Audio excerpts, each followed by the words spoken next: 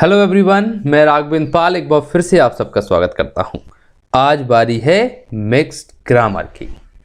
कई बार हमारे सामने मिक्स्ड ग्रामर के क्वेश्चन आ जाते हैं, कभी आर्टिकल का, कभी किसी का। तो क्यों ना हम लोग मिक्स्ड ग्रामर करें, है ना।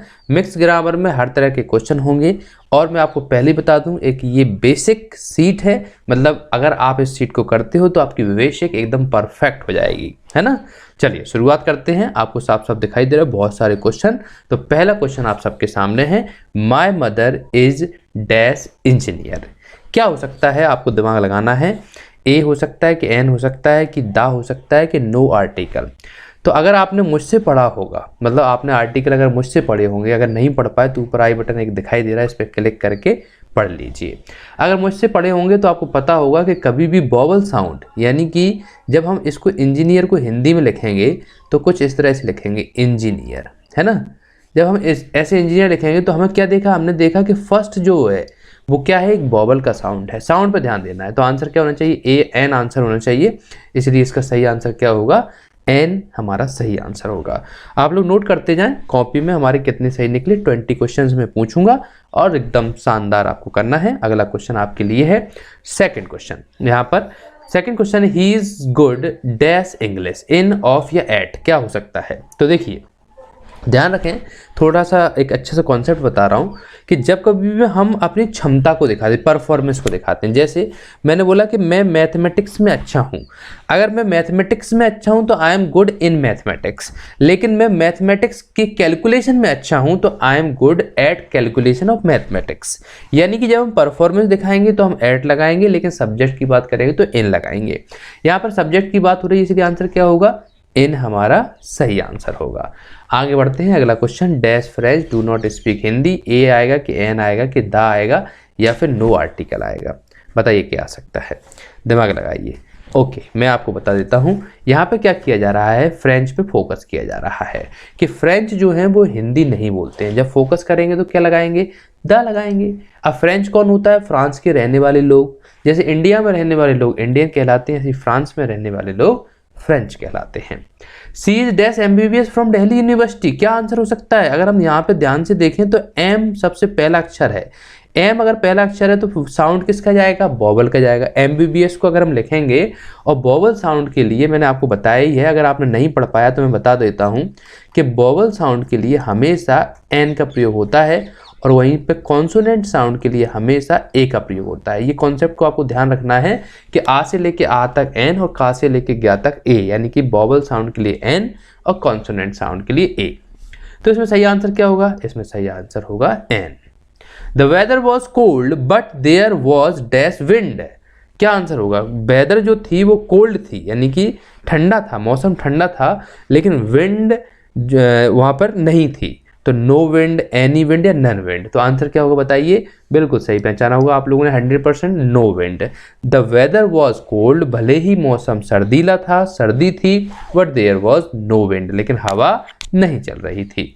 अगला question, Suresh and Ramesh dash are good players. क्या आंसर हो सकता है, ऑल, ईच, एवरी या बोथ। क्या आंसर हो सकता है, दिमाग लगाइए और नोट भी करते जाइए। मेरे को एंड में बताना है आपको कितने सही निकले, है ना। तो Suresh and Ramesh dash are good players, तो आंसर क्या होगा, बोथ। क्यों होगा, क्योंकि दो की बात चल रही है और दो के लिए हमेशा बोथ का प्रयोग करते हैं।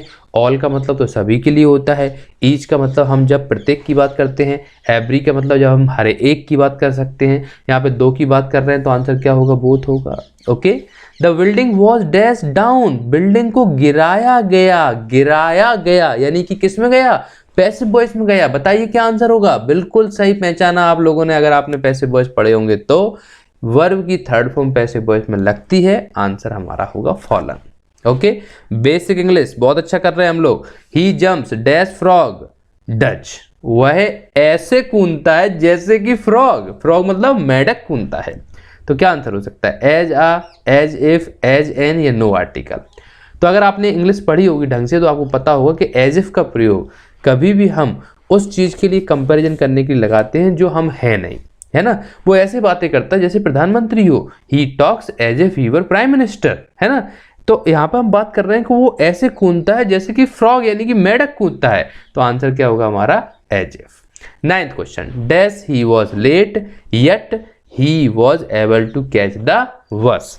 कभी भी आपको येट दिखाई दे जाए ना, येट, वैसे तो यहाँ पे कॉमा लग गया, ये गलत लग गया है, येट आपको दिखाई दे जाए, आंख बंद करके दो या फिर ऑल दो, एक ही बात है, चाहे दो लगा दो चाहे ऑल दो लगा दो, दोनों का मतलब हालांकि होता है, इसलिए येट दिखाई दे गया, आंसर हमारा क्या होगा, ऑल दो। नेक्स्ट, नो सूनर आ चुका है। अगर आपने नहीं पढ़ा होगा, आपके टीचर ने नहीं पढ़ाया होगा, तो मैं आपको बता दूं, कभी भी नो सूनर का अगर प्रयोग होगा तो उसमें हम लोग क्या लगाएंगे, THAN। नो सूनर का प्रयोग होगा THAN, EN नहीं, तो इसमें सही आंसर क्या होगा, देन। बिना पढ़े क्वेश्चन हमने आंसर, कई आंसर कर सकते हैं, और मैं पहले आपको बोल चुका हूं ये बेसिक ग्रामर की सीट है, एडवांस ग्रामर की लेके आऊंगा अगर आप लोग कहोगे तो। आगे बढ़ते हैं। 11th question, Pursu is dash MA in English. MA को अगर हम ध्यान से देखें तो भैया MA हम कुछ इस प्रकार से लिखेंगे, M और A ऐसे लिखेंगे। पहला अक्षर क्या आ रहा है, पहला अक्षर बॉबल का साउंड दे रहा है, A आ रहा है, बॉबल का साउंड दे रहा है, आंसर क्या होगा, N आंसर हो जाएगा। ओके, नो सूनर दोबारा आ गया, पकड़ लो, देन पकड़ लो, है ना, आराम से कर सकते हैं। He lost dash the money he had, उसने पूरी मनी लॉस्ट कर दी जो उसके पास थी, पूरी चली गई, आंसर क्या होगा, all. He lost all the money he had. अगर इसमें द लिटिल ऑप्शन होता तो उसके बारे में भी विचार करते हम लोग, है ना, तो आंसर होगा all. I have dash spare book, मेरे पास कोई किताब नहीं है, तो आंसर क्या होगा, no, I have no spare book. Okay, next question, you dash not feel sorry for this petty mistake. आपको इस छोटी सी गलती के लिए सॉरी बोलने की जरूरत नहीं है, पेटी मिस्टेक के लिए जो बोलने की जरूरत नहीं है सॉरी, तो आंसर क्या होगा, जरूरत नहीं है, आंसर क्या होगा, नीड हमारा आंसर होगा। आगे बढ़ते हैं, सिर्फ 5 क्वेश्चन बचे हुए। अगर आप इस वीडियो में अभी तक टिके हो तो 5 क्वेश्चन और देख लो, और एंड में मुझे बता दो कि सर मेरी बेसिक ग्रामर की जो आपने सीट मुझे मिक्स करके पढ़ाया है उसमें इतने सही निकले हैं।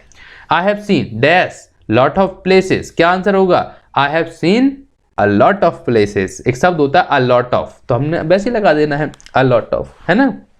The boy dash the word, अब बॉय क्या है, सिंगुलर है, बताइए क्या आंसर हो सकता है। भैया हमने देखा इसमें कैच लिखा है, इसमें कैच लिखा है, इसमें कैच लिखा है, आंसर क्या होगा, सिंगुलर है तो कैच का आंसर हो जाएगा। The boy catches the word. Okay, next question, 18th question हम लोग पढ़ते हैं। Dash knowledge is very dangerous, तो अधजल गगरी झलकत जाए, या फिर हम लोग बोल सकते हैं अधूरा ज्ञान संकट समान, यानी कि ना ज़्यादा नॉलेज ना कम नॉलेज हमेशा खतरनाक होती है। ना ज़्यादा ना कम के लिए हमारे पास बहुत अच्छा शब्द है अ लिटिल, तो आंसर क्या होगा, a little knowledge is very dangerous. I think it dash rain today, मुझे लगता है कि आज बारिश हो सकती है, आंसर क्या हो सकता है, मुझे लगता है आज बारिश हो सकती है, क्या संभावना जता रहे हैं, पॉसिबिलिटी जता रहे हैं, आंसर में होगा, I think it may rain today, right. There are dash precious books in the library, there are some precious books, है ना, क्यों, क्योंकि यहाँ पे नंबर्स दिखाई दे रहे हैं, तो आंसर होगा there are some precious books in the library. Clear, तो 20 क्वेश्चंस बेसिक ग्रामर के लिए आपके लिए लेकर आया था। अगर आपके 20 में से 20 सही निकले तो बताइए मुझे, नहीं निकले तो फिर ट्राई करेंगे। आपको एडवांस इंग्लिश चाहिए मुझे बताइए, I will provide you advance English also, spoken batch also, what ever you want, just inform me, I will be ready for you. Okay, thank you very much. Thanks a lot.